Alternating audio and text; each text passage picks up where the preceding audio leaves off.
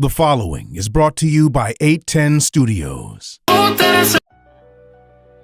How far are you willing to go?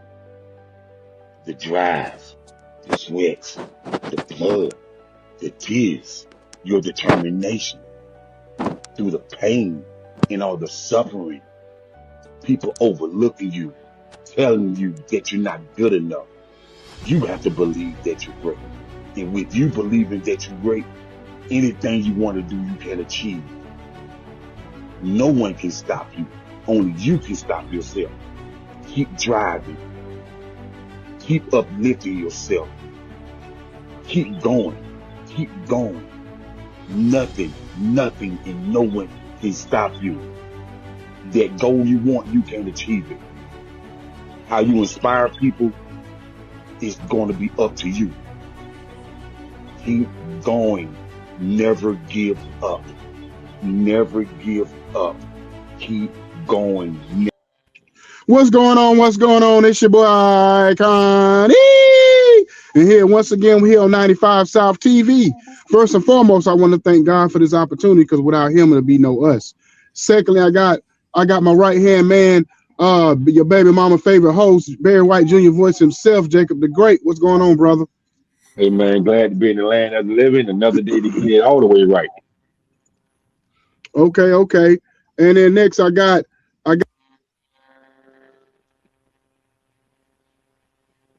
and that's Mr.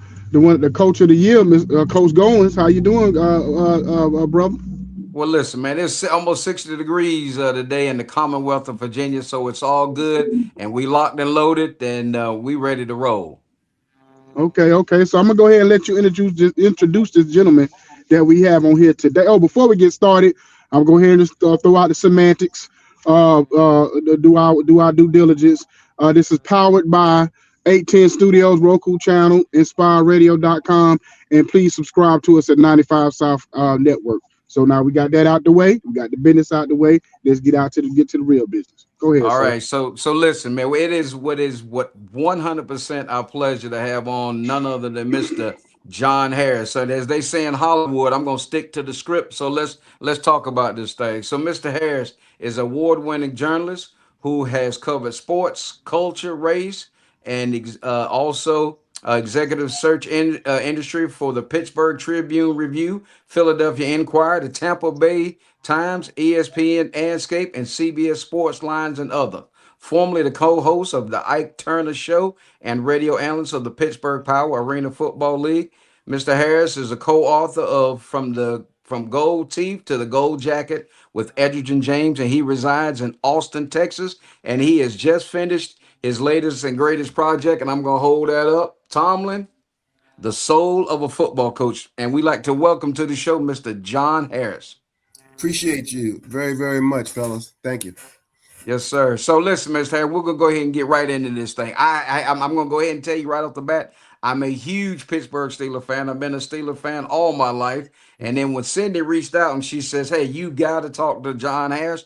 I said, okay. I said, who is Mr. Harris? And she said, I'm going to send you an email. And I clicked on that email and I saw that and I was like, and again, I'm a huge, like I said, huge Steelers fan, huge Mike Tomlin fan. So with that pen and paper in your hand, as you sat down with one of the most elite coaches in the history, not only was an African-American coach, but somebody that is well educated, and you documented that in the book. What was that experience like, Mr. Harris? Well, I mean, I covered Mike's first 10 years in Pittsburgh for the Pittsburgh Tribune-Review, so I had a first-hand front row seat to all of it. That's kind of what inspired me to write the book. I had researched it, and I was surprised that no one had written a book about him. And I figured my proximity to him, just who he is, what he's accomplished, what he's done, I felt if nothing else, he deserved a book. And I felt like there was nobody better than me to tell it. I could tell it from a football standpoint. I could tell it from a being there in Pittsburgh standpoint. I can tell it, as I write about in the book, being a Black reporter covering a Black football coach in Pittsburgh was a very unique experience. And I think I was able to convey some of that as well. Very unusual there. I'll leave it at that. He 19 years there. He went through it in a lot of different ways, had great success, but it wasn't always easy for him. Was not a fan favorite. He was not the one they wanted, the media, the fans. So he's always was constantly fighting against that, despite the success of never having a losing season in 19 years. Absolutely. That's fact. So Jacob, I know you listening, so I'm gonna go ahead and kick it over to you, Jacob. So being a reporter and understanding what journalism is, and you've been doing it for quite some time. What are the hurdles that you had to go through as being black and brown? Like I know you had to jump through different hurdles and people, you know, um, not understanding who you are as a man, as a reporter, as a journalist, and as a public figure. So what are those challenges that you had to face? Well, I'll deal with experience in Pittsburgh. I mean, I had been in a lot of different cities, had never covered a team like the Steelers, had never worked in a city like Pittsburgh. My goal when I went there, the Tribune-Review was the newer paper, the smaller paper. The Pittsburgh Post-Gazette was the big paper of record. So I looked at the surroundings. I figured my best bet was going to be able to connect with the players, a way to cut in there to gain trust and to get a better insight into not only the team, but into Mike Tomlin. So, in anything in life, it's a constant proving yourself. And I felt like I did that. I felt like I had an insight onto the Steelers and to Mike Tomlin that a lot of the other reporters there in Pittsburgh didn't have, that don't have till this day. And I live in Austin, Texas now. I haven't been in Pittsburgh and lived in Pittsburgh in 10 years. But I still feel like I have a good feel for it. I have a really good feeling for what the last couple of years were like for Mike Tomlin and maybe some of the reasons why he decided to step down. Even though I was surprised that he did it, I think I understand why he did it. Okay, so I'm a Dallas Cowboys fan, so I got a lot of friends that's Pittsburgh Steelers fans, and so we have this thing. So we have you on here now, and so you can answer this. Do you truly understand what does people understand what it means to be a Steelers fan, and what is the culture of the Pittsburgh Steelers? Because you're actually the first one I ever asked about the culture of the Pittsburgh Steelers, and if you can give us a synopsis on what you know it is because you was there. I remember when I first got there, I think my first road trip, they played the Raiders, I think, who they were then the Oakland Raiders. And I remember getting on the elevator at the hotel, and all these people had Steeler gear on, and they were telling me, as soon as the Steelers schedule comes out, we plan our vacations around their road games. So every road trip we took, there were Steeler fans, and in most stadiums on the road, there were usually more Steeler fans in the seats than the home team. I think that's still the case to this day. It's just it's hard to explain. I guess the Steelers really gained their popularity in the 70s during the time when the steel industry was struggling. A lot of people moved from the Pittsburgh area because of jobs. So you have Steeler fans all over the country, people that relocated because of that, but they remain members of Steeler Nation. And it's as strong now as I think it's ever been. It's really strong when they're a Super Bowl contender. That hasn't been the case lately. Even a couple weeks ago, I did a book signing here in Austin, Texas, and there's a Steeler group that came out and supported me. So there's a huge Pittsburgh Steelers group of fans in Austin, Texas, and in a lot of cities around the country. And so, yeah, I would say most major cities and smaller cities as well have a Steeler Nation group or multiple Steeler Nation groups. So it's just it's an amazing thing that, I mean, they do it. They all came to this book sign. They all had the Steelers shirts on, the jerseys. They all bought books, of course. And it's interesting. So I guess once you understand that, then you can maybe look at some of the pressure Mike Tomlin was feeling. The Steelers have not had a losing season since 2003. Steeler fans are incredibly spoiled. A winning season is not enough. 500. Well, you can't have a 500 season anymore because now you have 17 games. So even though Mike Tomlin never had a losing season the last couple of years, they went to the playoffs, but they lost in the first round of the playoffs. But according to the fans and the media, that's not enough. The Steelers hadn't won a playoff game in 6-7 years. And that's what fans were focusing on. Win a playoff game. We need you to win us a playoff game. It didn't matter if you won 10 games. It doesn't matter if you win 11 games. It doesn't matter if you go 9-8. We want you to win a playoff game. So the pressure was incredible. And the fact that never had a losing season, it's just remarkable. I don't know if that'll ever be topped, to be honest with you. No, I don't think it'll be top. That's phenomenal.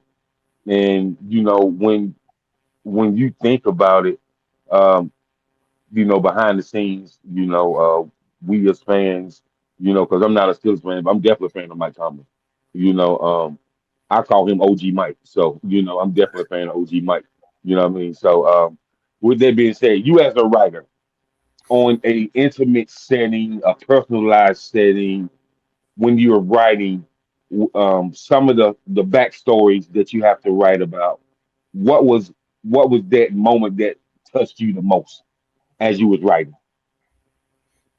I think when I wrote about the process, when the actual hiring process took place back in 2007, I wrote a lot about the two newspapers. I had been there a year, and just the pressure of trying to find out who was going to be the coach, and how the media reacted to that, how the fans reacted to that. It was an everyday thing.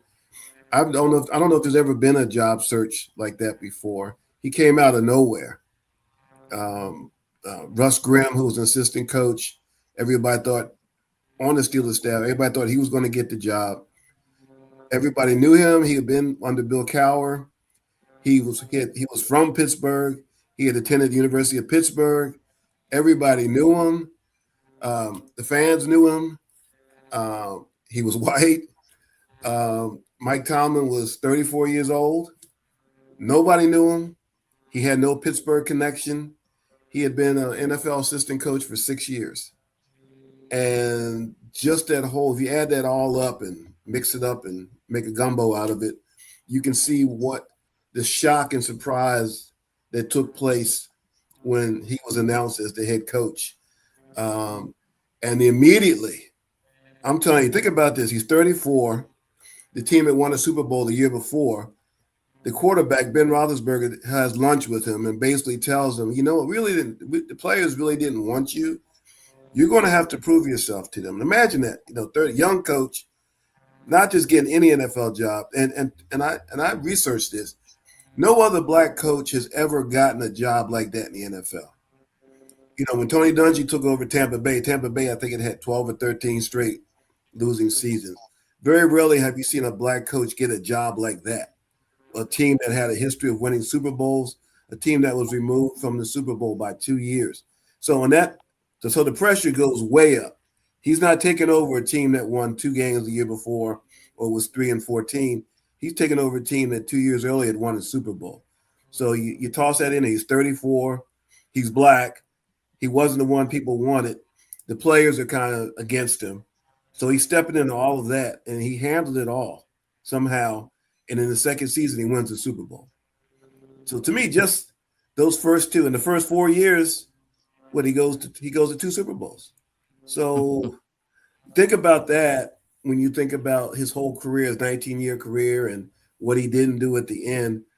To me, the beginning of his career with the Steelers is fascinating. It still remains fascinating. To me, will always be because of what he was able to do and the fact that he took over a team, a storied franchise, and took them to a Super Bowl, took them to their 6th Super Bowl, and did it his way. Got those veteran players to respect him. Players that didn't want him, openly didn't want him, came around and became his biggest boosters. Right. I'll turn it over to you, man. So the question I have is it how much of a testament to the Pittsburgh Steelers organization ownership that they hired a young black coach that nobody knew, and secondly, he stayed around for 19 years. How much is that a testament and almost like a hats off to Pittsburgh? Because like we know we don't see, you're not going to see that every day across the NFL. And for even like you said, in the last few years, he didn't have the best record and he kind of walked away on his own terms. So speak on that, please. You'll never see that again. And really, I separate the Pittsburgh Steelers from Dan Rooney. Dan Rooney was the owner. He passed away a few years back. It doesn't happen without Dan Rooney. Dan Rooney was an unusual man, open-minded, someone who was willing to, even though the Steelers had interviewed two candidates satisfying the Rooney Rule, which is in place, that you need to interview minority candidates for head coaching and front office jobs. John Wooten, who played for the Cleveland Browns, if you've ever seen the picture of Jim Brown running, John Wooten is number 60 out there blocking, was running the Fritz Powell Alliance. And, in effect, the Rooney Rule, he had a long-standing relationship with Dan Rooney, asked him, pulling up he's a Mr. Rooney, as a favor, we have this young man. They had something called the Ready List. And the Fritz Powell Alliance would give this to the owners. These are the players, these are the coaches that we have of color who we believe are qualified or should at least interview for positions. Dan Rooney did not know who Mike Tomlin was, had never heard of him before. But because of the relationship he had with John Wooten, he interviews him and eventually gets the job. So to answer your question, I give the Steelers a lot of credit, but I think it really goes to Dan Rooney. And the fact that, you look at this past year and there were no black head coaches hired, despite there being 10 openings. Unfortunately, there were no more Dan Rooneys amongst the owners. They needed, to me, for the Rooney Rule to work here moving forward, you need an owner who's like a Dan Rooney because, I'm saying, it's going to have to be somebody that I'm going to get the best guy and I'm going to look at everybody and I'm going to consider everybody. I'm not going to get caught up in the hype. Dan Rooney looked past that. And he knew that the fan base and the media base in Pittsburgh did not want Mike Tomlin. They wanted they wanted Russ Grimm. That was an easy hire. There was a lot of easy hires we just saw this past year. A lot of these guys that were hired, 2 or 3 years, some of these guys are going to be fired. But there was an easy hires, right? Nobody says anything. Nobody complains. That Mike Tomlin was not an easy hire. Is there an owner out there today who's going to do that? I guess that's the question we all need to ask. Wow. You know what I'm saying? Well, I agree with you because I think we was all shocked when Mike McCarthy got the job because we like, Mike McCarthy is up in age, not to be funny, but he's not going to be around probably for 20, 30 years or not. He's going to be, Pittsburgh only have 3, 4 coaches in 50 years. So we know Mike McCarthy, no matter how good he is, more than likely he's not going to make it another 20 years coaching. You know what I mean? So I don't think I'm going out on a limb. If Dan Rooney was still alive, Mike McCarthy would not have been the coach. I think I can say that. I think I can say that. I agree with you on that one. Without any hesitation. Yeah. So let me ask you this question. Writing this book with Mike Tomlin, what was the most fun about it? What like stuff when you were sitting down with him getting all information and y'all just sitting around chopping it up about what he wanted to go in the book? What was the most fun about it? Well, I gotta tell you, Mike Tomlin, I did not interview Mike Tomlin per se. Mike Tomlin is Mike Tomlin. The guy that we see on the sideline, who we think we know but we don't, that's Mike Tomlin. Fortunately, his brother Ed, who actually was a really good football player at the University of Maryland, I didn't know. They were very close. And Ed became my Mike Tomlin. He's 4 years older than Mike. And he told me a lot. He gave me a lot of insight. He did tell me this. He said, "Hey, John, I talked to Mike, and let me put it to you this way. If he didn't want me to talk, if he didn't want you to do this book, I wouldn't be talking to you." He said, "I'm gonna leave it at that." So I'm beholden forever to Ed Tomlin, who great guy, and he and Mike are very close. He doesn't, I interviewed for the book. He doesn't think that Mike's going to go to TV. And this was before all this happened. This is when he was still coaching.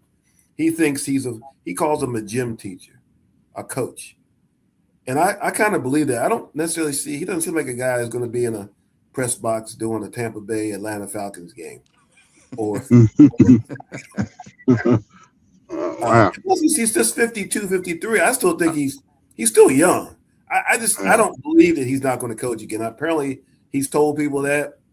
I just think the right opportunity is going to present itself maybe a year from now, maybe 2 years from now. The price is going to be right. He's been doing this forever. But I think maybe he needs to recharge his batteries after 19 years. And I mean, those 19 years in Pittsburgh probably seem like 30 years. Absolutely. With the pressure. And, there's no way you can define any black play. What being a black coach of the Steelers in Pittsburgh is. I can't really explain it to you. I would say it's probably like being the coach in Birmingham, Alabama in 1957. Wow.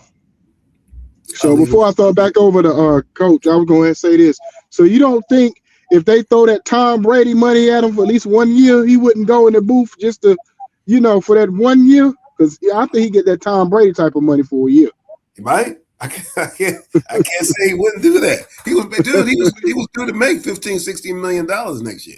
So he turned down a lot of money, which I don't know. I think some people might have said, "Hey, you got to fire me. I got to get paid. I got to get, I got to get these 2 years." So in that regard, he's not quote unquote driven by money, but you never know. If somebody tosses $25-30 million for a year, he might do it. That wouldn't shock. He wouldn't be the first person to do that. I don't think but he's not phony. I don't know if it's really in his heart to do that. To start criticizing players and coaching peers. He's very, very close to his players. Very, very close. And that put him on another level as a coach. The relationship that he had with his players that went beyond the football field. Getting to know them as men. I know Casey Hampton, who's in the book, nose tackle. He said, to be honest with you, outside of, practicing games, he said, we did not talk football. We talked life. Our sons were like around the same age. And a lot of players will tell you that he really knew them as people, as fathers, as husbands, which maybe separated him from a lot of NFL coaches, a lot of coaches in general. And, I don't know, can he go from that to, breaking down and critiquing teams, the Steelers, players he coached, players he's coached against? I don't know. He might, like you say, if the price is right, but I wouldn't really be surprised if that happened. Go ahead, Coach. Man, I tell you what, as it's been going around the horn, I'm taking all this in, and what Mr. Harris is saying, it's the truth. Now, I'm gonna let you in on a little inside scoop as Mr. Harris has been talking about that Pittsburgh stuff. My cousin is currently the head basketball coach at the University of Pittsburgh, Jeff Capel. Oh, So yeah. so with Jeff, matter of fact, hey, guess what, Jacob, we beat Cal today, so we got the number 15 seed going in the ACC tournament. We hopefully we can back into this thing, right? But here's the statement I'm making about the Steel City that I loved all my life, and I've been to Pittsburgh almost every year of my life, but it is a very tough place for a minority coach, right? Jeff is the first minority coach, first black basketball coach at the University of Pittsburgh. So of course, Mike Tomlin's the first. Okay, he's the first black coach to Steelers, and of course, Coach Tomlin reaches out to Jeff when he gets the job. Jeff actually thought it was a prank call when he said it was Mike Tomlin on the horn welcoming him to the Steel City. So that conversation was robust about how you navigate, whether you're in Squirrel Hill or whether you down in Oakland or what. No matter where you be, because most of the people there don't want you there, right? And the moment you stump your toe, they want to show you the door, right? So whether you come in, like Coach T was and have the career that he had versus are you bouncing that ball up the floor, you can't make it. So watch this. I'm going to throw this out right here to everybody that's on. And so if this was your quarterbacks, tell me if you would make the playoffs. Mike Trubisky, Russell Wilson, Mason Rudolph, Kenny Pickett, Justin Fields, and Aaron Rodgers. I got that. I'm gonna hold my phone up, right? I'm gonna put them all on blast, right? And you tell me, right, Jacob? You stand on the sideline with your headphones on, right? Can you make it to the playoffs with them guys? I ain't gonna call them clowns because they are in the NFL, but in that. So, Mr. Harris, here's where I want to go. You had the opportunity to have Coach Tony Dungy do the foreword in this magnificent book. Tell us about that that time and just sitting down with a legendary coach. And here's the other thing: I classify Coach Tomlin as the Jackie Robinson of the NFL. He wasn't the first black head coach, of course he was not, but the tenure and the grind and the things like you said, and I think you eloquently put it. His 19 years could seem like 50. So let us in that conversation with you and Coach Dungy, if you don't mind. Yeah, I learned a lot from Tony Dungy from that situation because he said when they only coached together for a year. He hired Mike Tomlin. He got fired the next year.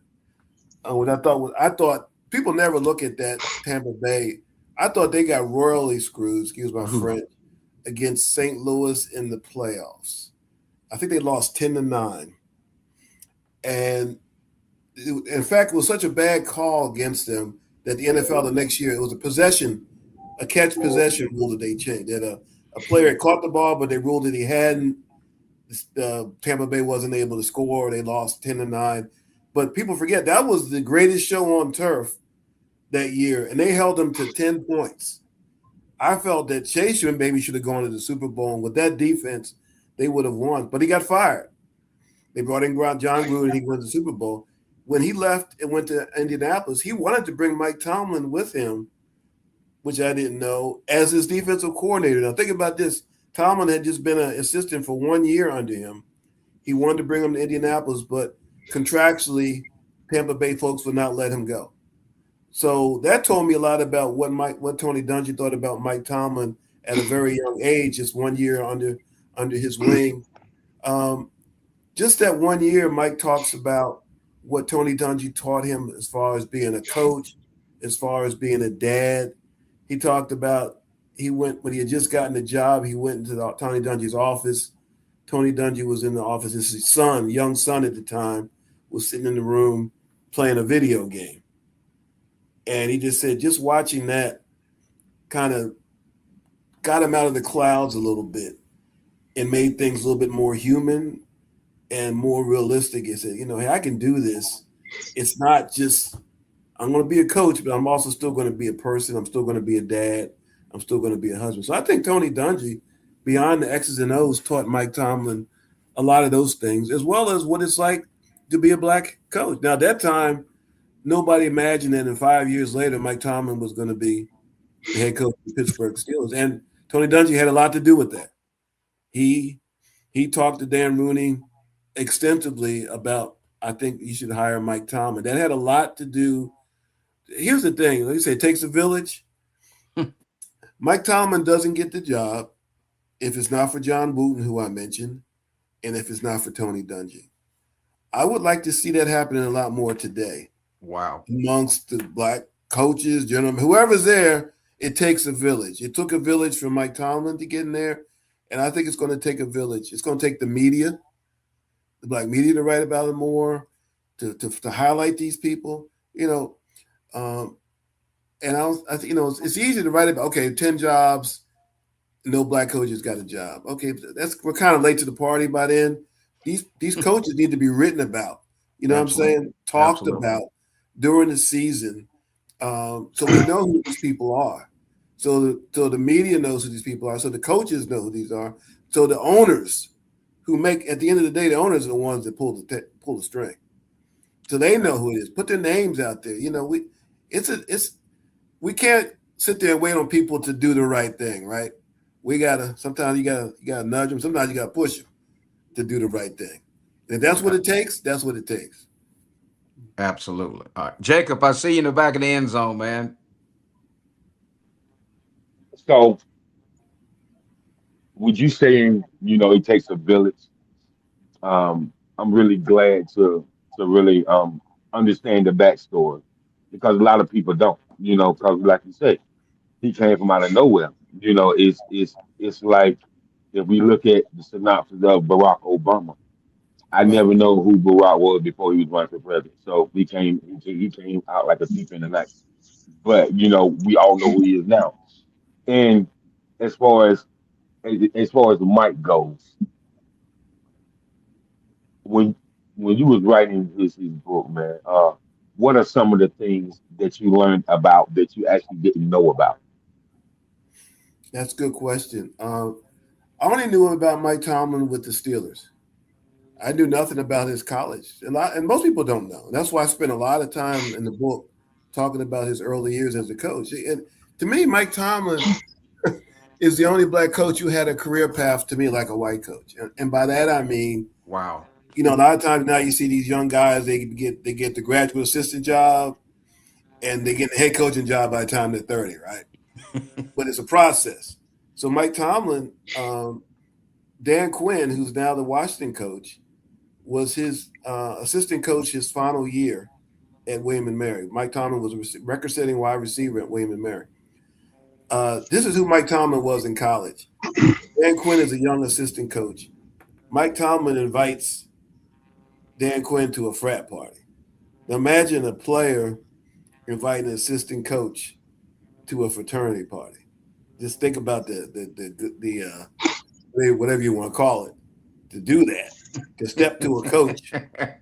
Hey, why don't you come to this party? And Dan Quinn went, and they became friends. So guess what? When Dan Quinn leaves, he gets a job at VMI, and they had an opening there.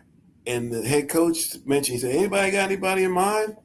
And Dan Quinn said, yeah, there's this guy over at William & Mary, Mike Tomlin.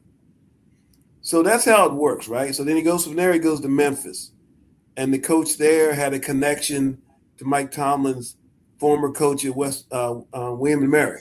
So these two coaches knew each other, right? So then he leaves there, he goes to Arkansas State. Does anybody even know that he was even there? You know what I mean? He was at Arkansas State. The Arkansas State coach, was trying to get him at Ohio State because the Arkansas State coach had been an assistant at Ohio State. But before he could do that, Mike Tomlin got the offer to go to Cincinnati, University of Cincinnati.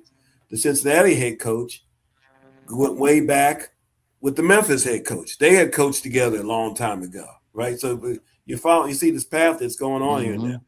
So now when Tampa Bay has an opening, Monty Kiffin, Lane Kiffin's father, the late Monty Kiffin, is a defensive coordinator in Tampa Bay. He and the Cincinnati head coach had coached together 25 years earlier. So there's a connection. You see that? So he was a good coach. He put in the work, but every step of the way, there was somebody there for him. He had people that he could use as mentors, people that could push him in the right direction, and people that would put in a good word.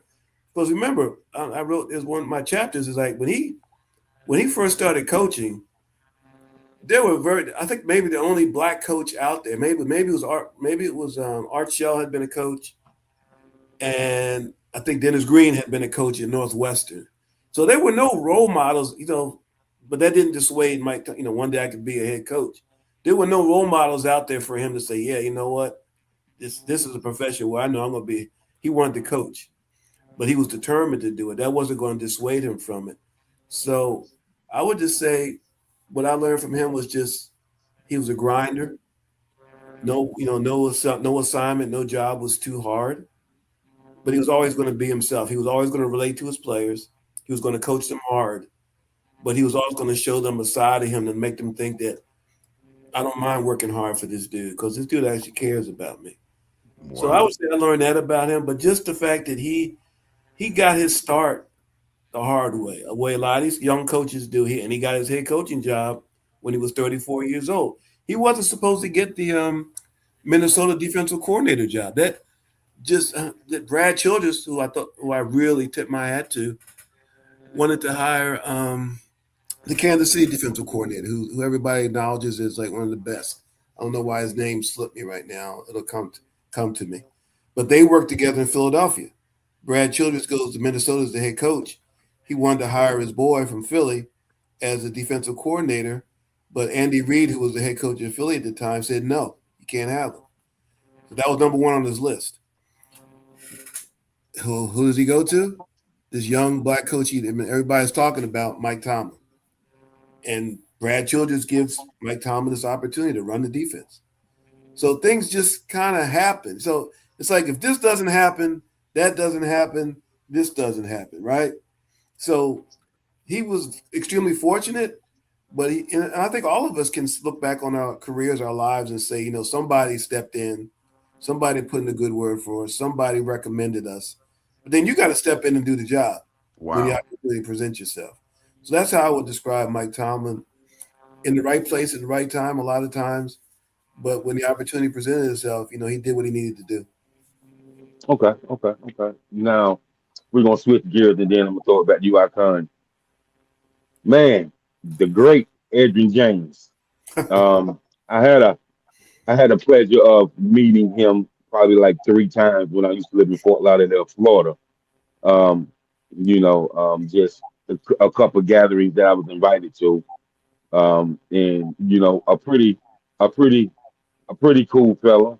But his story is pretty remarkable. From what I know. So, what are some things working with Edwin James and just learning about him as a whole? What are those moments that kind of wowed you? He financially, I don't know if anybody's ever been as good as him.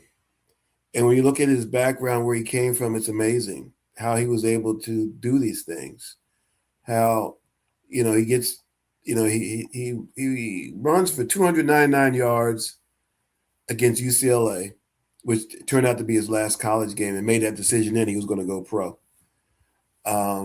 Was not the Indianapolis when the Indianapolis drafted him, the fans did not want him. He had dreads, he had the grill. They wanted Ricky Williams. He goes to Indy, was not a favorite. And then he had the audacity, and I'm saying that loosely, to hold out. He didn't sign a contract right away. He signed for, at the time, one of the biggest contracts ever for a player, a first-round pick, and stuck by his guns and did not report until he had signed his contract. But he hit the ground. I tell anybody, go back and look at Edwin James's rookie highlights to this day. They are remarkable. He jumped in there and just tore it up. Had a great career, blew out his ACL, I think in his 3rd year, but was able to bounce back. One of only a handful of players to have 4 1,500-yard seasons. Was his own man. Got out, probably could have played a few more years. Had kids. The mom of some of his kids passed away, died of leukemia. He just felt like I think it's a more remarkable story. It was important for him to be a dad. You want to talk story, they talk about black men and fathers and all that. Just look at his story. He's got 6 kids, 5. They're all in college, I think. Most of them have graduated. If they haven't graduated, they're getting ready to graduate. One's an attorney. One, he plays point guard for the University of Cincinnati. Jizzle James, that's his son. His other son was a running back at Howard. One of his daughters is a attorney. She went to Howard. Another daughter is studying to be a plastic surgeon, I believe. Wow. And another daughter is a singer in Atlanta. So financially, in the book, he wanted me to talk to Clinton Portis. They were boys back at the University of Miami, the U. And Clinton Portis talked the difference between Edwin James and a lot of other guys. Clinton Portis lost a lot of money in some bad investments. And he talked about the mindset of players. What makes them do that? What makes them trust people they don't even know? And what made them different from Edwin? Where Edwin, the deal that Clinton Portis lost a lot of money on, I think Ray Lewis lost money on. Several players lost money on this deal. One player didn't because he didn't get involved. That was Edwin James. And Clinton Portis said the difference between us and Edge was that when Edge was going to get involved in anything, that whoever approached him was going to have to put skin in the game too. Whereas a lot of athletes, they trust, hey, I got a great deal for you. Give me $1 million and I'll give you 5 back. Edwin, no, that's not how Edwin was. That's not how he is. That's not how he is to this day. And I would say that was the thing that stood out to me the most. He had mother's wit. He and his family will be financially secure for the rest of their lives. And he's just a very unique person that way. Just took care of his money, took care of his family, takes care of his kids, and was a great, great football player, but wasn't defined by it. once he got out of football, he just kind of transitioned. He's still out. You see him. I saw him on the sideline when Miami was making their college playoff run. He's there, but he's doing he's not defined by that. Right. You know what I'm saying? That was one element of him. So he's a great story, great individual. I think highly of him. We still communicate, have big respect for him. Yeah, and I'll say this, and I end up. I believe a lot of times when people, cause I know where he grew up in Miami. I've been all through the '80s and in Miami Gardens and all his stomping grounds. You know what I mean? And where he grew up at, to just trust somebody with your money, that doesn't happen. And so he kind of really, I think he kind of focused on like how he grew up and what he's seen growing up, and you just can't give anybody opportunity to take your money. So good for him. Over you, Akon. Well, believe it or not, we talked about two of my favorite teams, the Washington Redskins Commanders. I've been a fan since the '80s, since Joe Theismann, and in Miami, the U. You know what I'm saying? So I was very proud of them getting to the national championship game this year. That make me feel like they're back. But the question I have for you, Mr. Harris, is I hope you answer this right.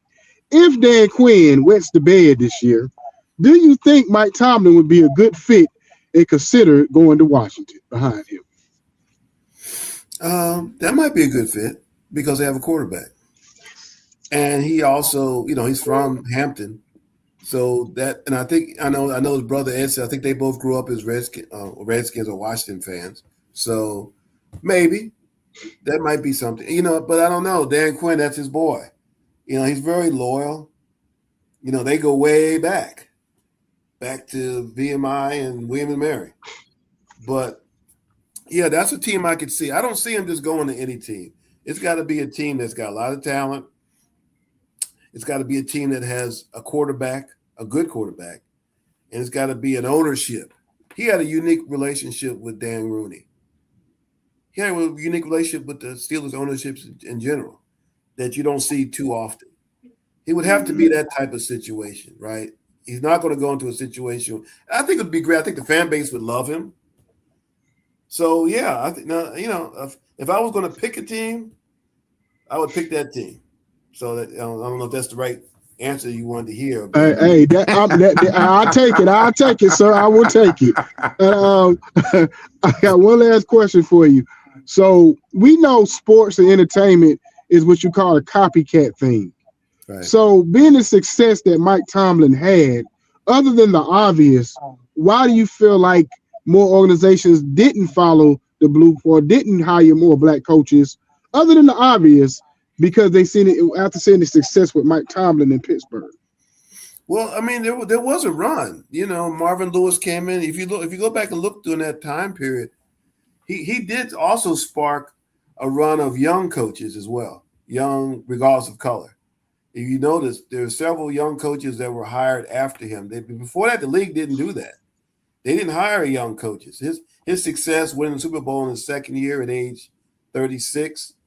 That encouraged teams to go out. Remember, what's the guy just got fired in Atlanta? He got the Tampa Bay job. Raheem Morris. They had worked together. He and Mike Tomlin had worked together at Tampa Bay. So some teams were maybe doing the copycat thing and looking at what Mike Tomlin did. I think Marvin Lewis got hired during that time. Maybe he got hired before. But there were some hires. 49ers hired Mike Singletary. Right. I think we were during that time. So there were more black coaches hired during that time. Like you said, it is a copycat. It is. But the only problem is now, not to cut you off, but the only problem is now over the last probably 4 or 5 years is they cut the string too quick. Like it'd be like a one and done type of thing. Like, oh, we did it. It's almost like they say we did it, just to say they did it, and then after 1 or 2 years, they just cut them off, even when they know the team is terrible. You know what I'm saying? Like they did with our old boy out there in New England. I mean, the four of us could have went out there and played for New England. That's how less of talent they was when they had old boy last year before they brought on Mike Vrabel. Gerard Mayo, yeah.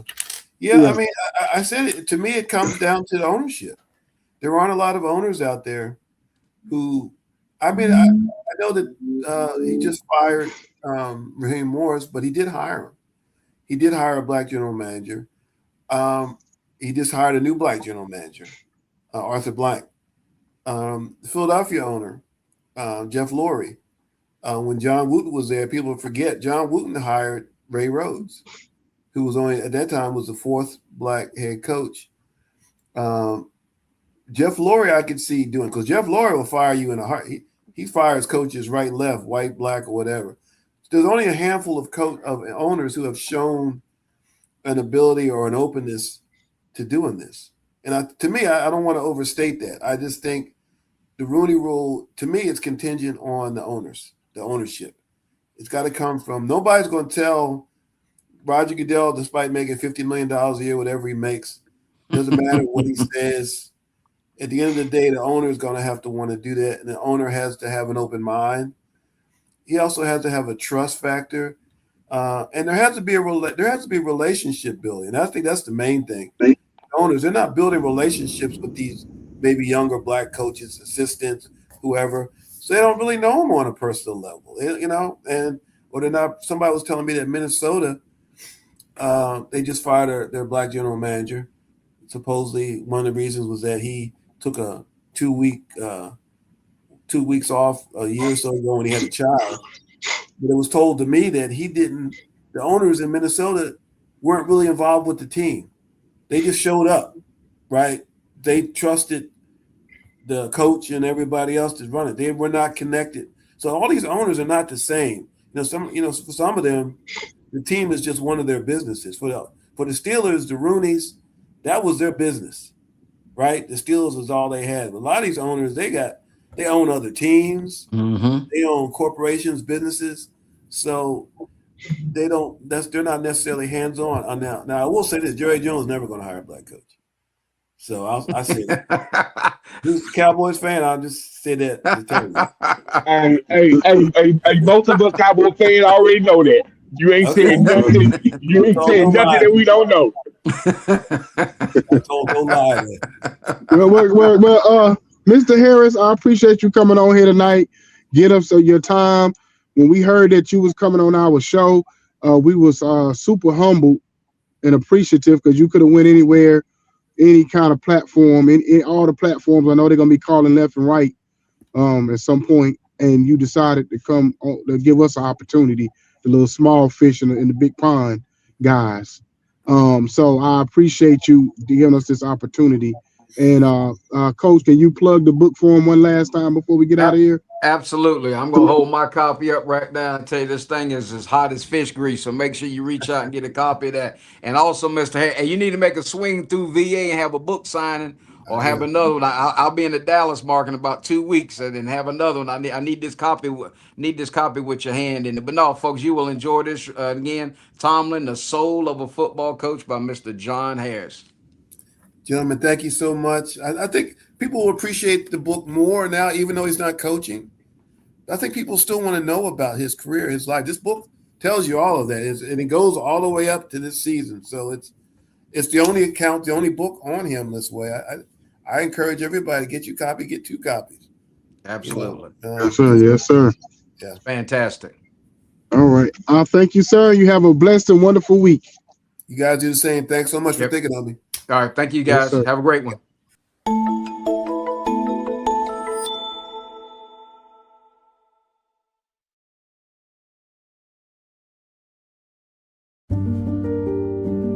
Surprise!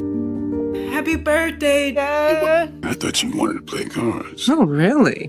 TMI.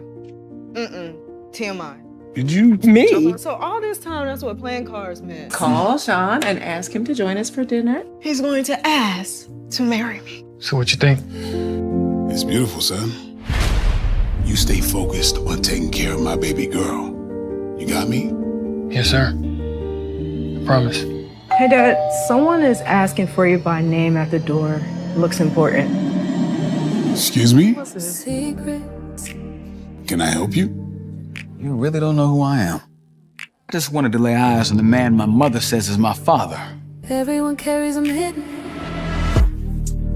You know this all happened when we were having issues. Do not expect me to embrace this like we're one big happy family. All these secrets. Are there any more family secrets while we're airing out the family's dirty laundry? I knew your mother well, and there was no other man. Jack, yes, I need you. He doesn't know it yet, but he does. That woman, she loves you. And I did the right thing. Bind us together or drive us apart. Absent the feelings where real love can be found. If I only had one day with you, it would still be worth 1,000 lifetimes. You do whatever you need to do for your son. Lord, we know that through you all things are possible. God has a funny way of doing things. He answers prayer, but his answers aren't always the ones we prayed for. Ooh, secrets. Everyone carries them in. Truths have a way of breathing through the cracks. The secrets between us can bind us together or drive us apart. The following